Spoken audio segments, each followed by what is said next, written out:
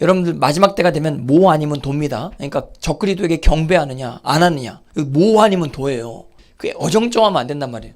저는 왜 이준석이 못마땅하냐면 어정쩡하단 말이에요. 뭐 박근혜 대통령 탄핵에 대해서도 어정쩡하게 이야기를 하고, 국적법에 대해서도 어정쩡하게 이야기하고, 뭐 반대를 하는 건지 찬성을 하는 건지, 국적법은 안 됩니다 이렇게 한마디만 하면 되는데, 뭐 이건 뭐 이렇고 저렇고 막 이렇게, 뭐 박근혜 대통령 탄핵은 부당합니다 이렇게 이야기하면 되는데, 뭐 이쪽에서는 뭐 탄핵이 옳았다라고 이야기했다가 저쪽에서는 또 뭐 아니라고 이야기했다가, 이렇게 어정쩡 이런 식으로 하면요 이용만 당하고 버림당해요.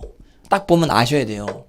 이준석 같은 정치인은 버림당한단 말이에요. 나중에 쓰일 수 있을 만큼만 쓰임 받다가, 젊으니까 이제 지지율 때문에 이게 앞에 세우는 건데, 뒤에서 이제 조종하는 사람들이 있거든요. 아마도 저는 내각제파가 뒤에서 조종한다라고 생각을 합니다. 그 우리나라 국회에 헌법을 개정하려고 하는 자가 있는데, 내각제 개헌을 하고자 하는 자가 있고 연방제 개헌을 하고자 하는 자들이 있는 것입니다. 근데 내각제 개헌을 하고자 하는 자들이 연방제 개헌에 동의를 안 하거든요. 근데 연방제 개헌을 하고자 하는 자들은 내각제 개헌에 동의를 합니다. 왜냐하면 개헌이 이제 시작됐다 하면은 시작되는 틈을 타서 연방제 개헌의 모든 요소들을 내각제 개헌에 껴넣으려고 기회를 찾을 수가 있는 것이거든요. 근데 이제 이준석은 내각제 개헌파라고 보시면 돼요. 김무성, 유승민 이 자들이 내각제를 하고자 하는 이유는 무엇이냐면, 대통령 선거해가지고 김무성이 당선될 리가 없어요. 그리고 유승민이 당선될 리가 없어요. 김종인이 당선될 리가 없어요. 그렇기 때문에 내각제를 이제 하게 되면 자기네들끼리 선출해가지고 몇 달씩 해먹을 수가 있는 것이거든요. 최고 통치자로, 권력자로. 그런 중심 가운데 대한민국을 멸망시키고자 하는 자들이 탁 끼어들게 되는 것이죠. 그러니까 자기들의 권력 유지를 위해서, 자기들의 권력 확장을 위해서 거래를 하다가 대한민국을 망하게 만드는, 그러니까 이 자들의 뇌구조에는 기본 뭐가 깔려있냐면, 대한민국이 망해도 괜찮다라고 하는 뇌구조가 탁 깔려있는 거예요.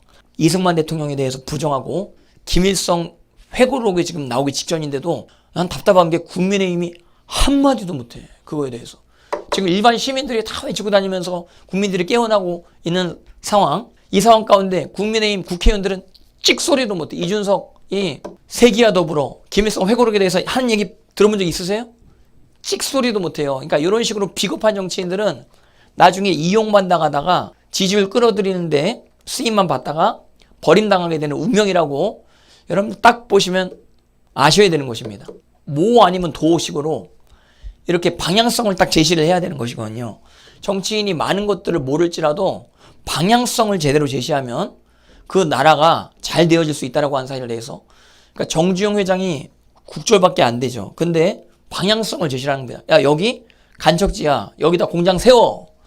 이건 이래서 안 되고 저래서. 그냥 세워 하니까, 예, 알겠습니다. 이럴 수밖에 없죠. 왜냐하면 돈을 받아야 되기 때문에. 돈을 쥐고 있는 사람은 누구다?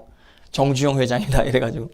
그러니까 방향성만 딱 잘 지도자가 정해주면 필드가 생긴단 말이에요. 그 필드 가운데 똑똑한 사람들이 능력을 발휘할 수 있게 되어지는 것이거든요. 근데 우리나라도 이런 지도자가 필요한데, 지금 이런 지도자가 지금 현재 전면에 나선 정치인들 중에는 거의 한 명도 없다고 보시면 됩니다. 한 명도 없습니다. 한 명도. 도대체 누가 나라를 살릴 것인가? 교회가 나라를 살려야 될 줄 믿습니다. 우리가 나라를 살려야 될 줄 믿습니다. 국민의 힘? 뭔 힘이 필요해서 이준석을 앞장세웠는지 모르겠는데, 무슨 많은 사람들이 지지율의 힘? 그걸 이제 원한 거예요? 그 국민의 힘이에요? 그래서 그런다고 하는데, 국민의 짐이 됐어요. 국민의 짐. 국민의 짐을 지들이 힘을 가지고 져줘야 되는데, 국민이 지금 국민의 짐을 지금 지는, 무슨 얘기인지 아시겠습니까? 여러분들. 국민이 국민의 짐을 지는, 국민의 힘을 지는, 뭐 여러 가지로 표현될 수 있는데, 아무튼 지금 이런 상황이 됐습니다. 그러니까 우리가 쟤네들한테 옛날부터 이제 소망을 두진 않았지만, 그래도 일말에 조금 이제 건덕지라도 있었다라고 한다면 그것까지도 이제 싹 이제 날려버리는 그런 선택을 오늘 한 것이라고 이제 보시면 됩니다. 제가 이제 젊기 때문에 많은 분들이 젊은 사람 뽑혔는데 뭐 좋은 거 아니야? 이렇게 뭐 이야기하시는 분이 있을 수 있는데, 나는 젊어도 하나님 앞에서 말씀으로 정치인을 분별하는 사람이기 때문에 젊다라고 해가지고 그 앞장 세우면 그 돼야 안 돼요?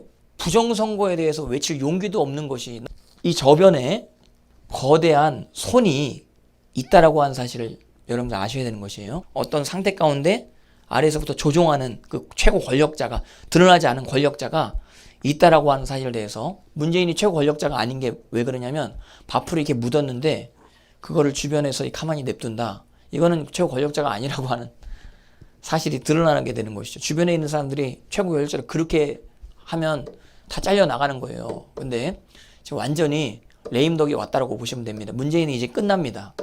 그리고 이재명도 뭐 좀 된다라고 했다가도 다 끝날 겁니다. 그리고 뭐 윤석열, 뭐 최재형, 뭐 누가 대통령이 되든지 대통령이 됐다가도 다 끝나게 되어질 것입니다. 정직함으로 기름 부음 가운데 하나님께서 우리에게 통치권을 주신다라고 하는 사실. 내가 너희를 왕과 제사장으로 삼았다. 무엇으로? 한번 따라 보시면 그리스도의 피로. 그리스도의 피로 너희를 샀다. 그래서 너희를 나라와 제사장 삼으셨다. 할렐루야. 여기가 이제 나라입니다. 나라. 할렐루야. 그리고 나라 가운데 통치자가 있는데 그분이 예수 그리스도이시고 그 예수님께서 요한계시록에 너희를 왕으로 삼으셨다. 왕 같은 제사장으로 삼으셨다. 할렐루야. 여러분들이 왕이십니다. 그러니까 우리는 진리를 선포하는 거예요.